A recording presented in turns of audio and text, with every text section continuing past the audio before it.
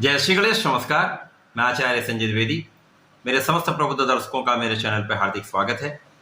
आज मैं मेष राशि का जुलाई माह का मासिक राशिफल लेकर आपके सम्मुख उपस्थित हूं। जुलाई माह मेष राशि के जातकों किस प्रकार का होगा, प्रत्येक भाव के अनुसार संपूर्ण विश्लेषण मैं पूर्ण तर्क के साथ करने जा रहा हूं। माह के प्रारंभ में जो ग्रहों की स्थितियां हैं वो इस प्रकार होंगी। लग्न में ही गुरुदेव बृहस्पति के साथ राहु का गोचर होगा। तृतीय भाव में मिथुन राशि में सूर्य बुध का संयोजन होगा। चतुर्थ भाव में शुक्राचार्य होंगे। पंचम भाव में स्वयं लग्नेश मंगल का गोचर चल रहा होगा। सप्तम भाव में केतु होंगे। अष्टम में चंद्रमा का प्रारंभिक समय में गोचर होगा। इसके पश्चात ये नवम भाव में गोचर करना प्रारंभ करेंगे। एकादश भाव में शनिदेव होंगे जो कि वक्री अवस्था में होंगे। इस प्रकार से ये समस्त स्थितियां हैं। पहला परिवर्तन जैसा मंगल 1 जुलाई को ही परिवर्तन कर जाएंगे, सिंह राशि में प्रवेश कर जाएंगे। 7 जुलाई को शुक्राचार्य का राशि परिवर्तन कर्क राशि से सिंह राशि में हो जाएगा। 8 जुलाई को बुध का परिवर्तन मिथुन राशि से कर्क राशि में हो जाएगा। पुनः इसी माह में बुध का परिवर्तन अगली राशि के लिए हो जाएगा तथा 17 जुलाई को सूर्य का राशि परिवर्तन मिथुन राशि से कर्क राशि में हो जाएगा, जहां पर केंद्र का बुधादित्य योग का निर्माण भी होगा तथा सूर्य केंद्र में पहुंचकर अत्यंत प्रबल अवस्था में आ जाएंगे। इस माह में ही शुक्राचार्य वक्री अवस्था में भी आ जाएंगे। तो ये संपूर्ण ग्रह स्थितियां हैं।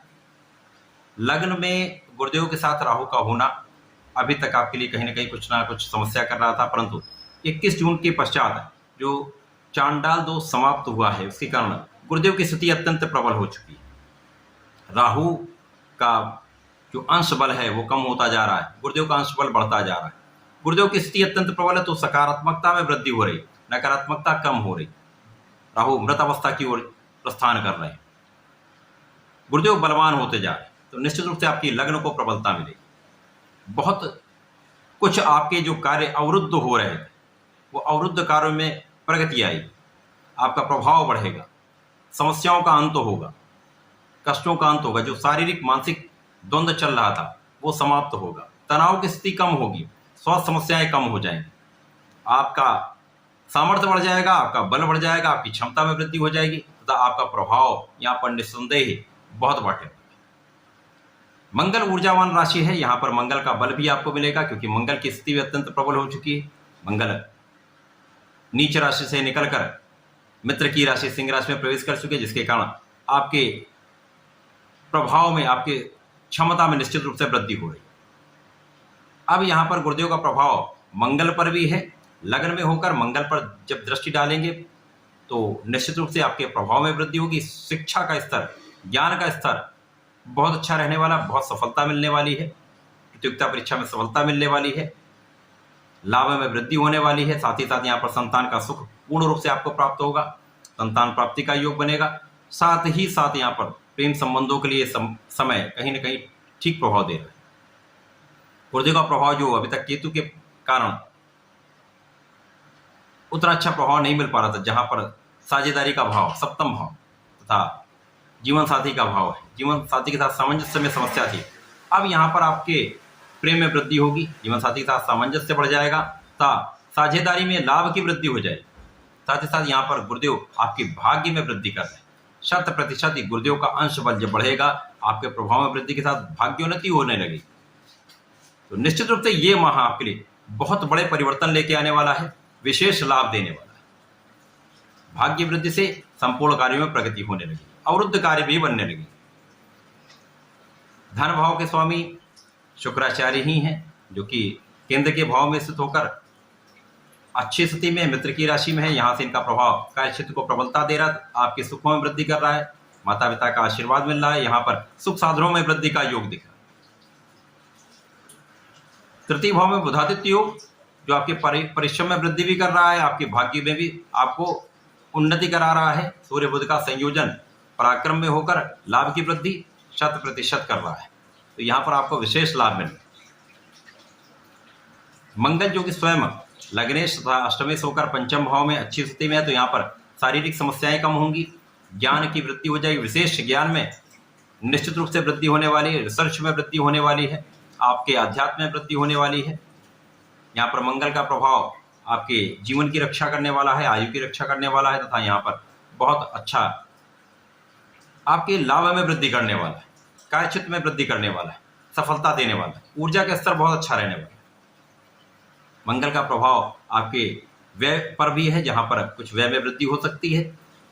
यहाँ पर जब सुखों का आप उपार्जन करेंगे तो कहीं ना कहीं व्यय बढ़ने का योग होता है। यहाँ पर यदि हम अवलोकन करें तो शनिदेव दशम तथा एकादश के स्वामी होकर एकादश भाव में, कार्यक्षेत्र तथा लाभ के स्वामी होकर, आय के स्वामी होकर आय भाव में निश्चित रूप से सबसे प्रबल स्थिति।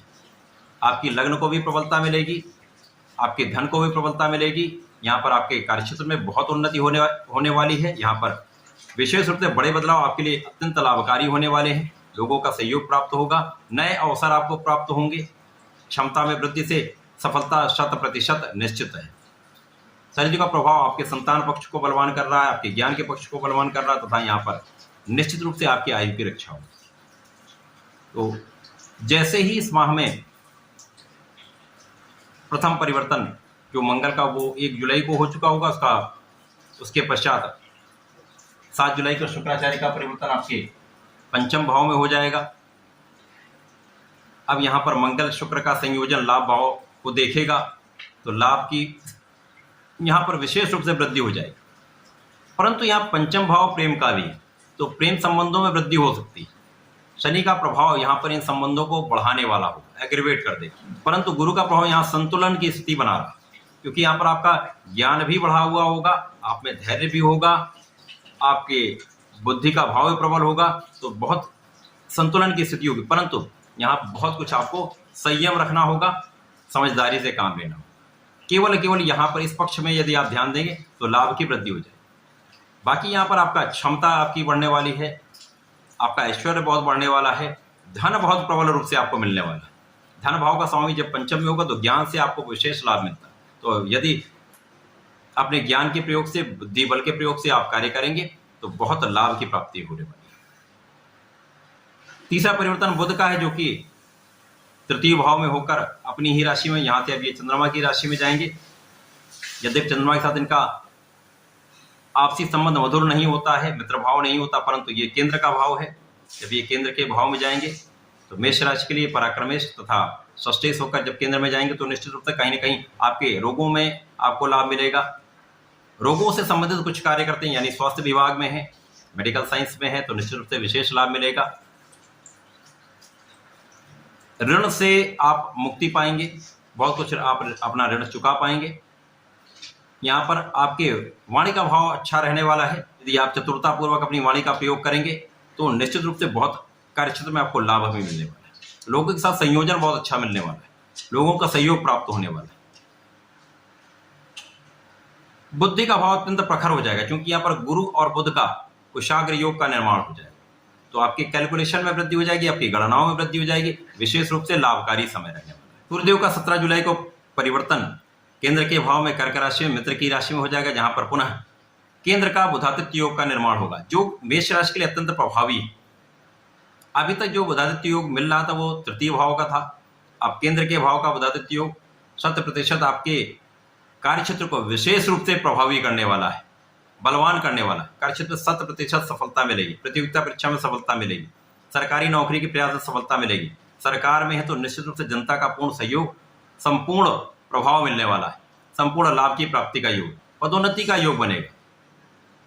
अभी तक जो समस्याएं आपके साथ चल रही थी, पीठ पीछे शत्रु बन रहे थे, उन सभी शत्रुओं का अंत होगा, समस्याएं कम होंगी, अवरोध दूर होंगे, सफलता की प्राप्ति होगी।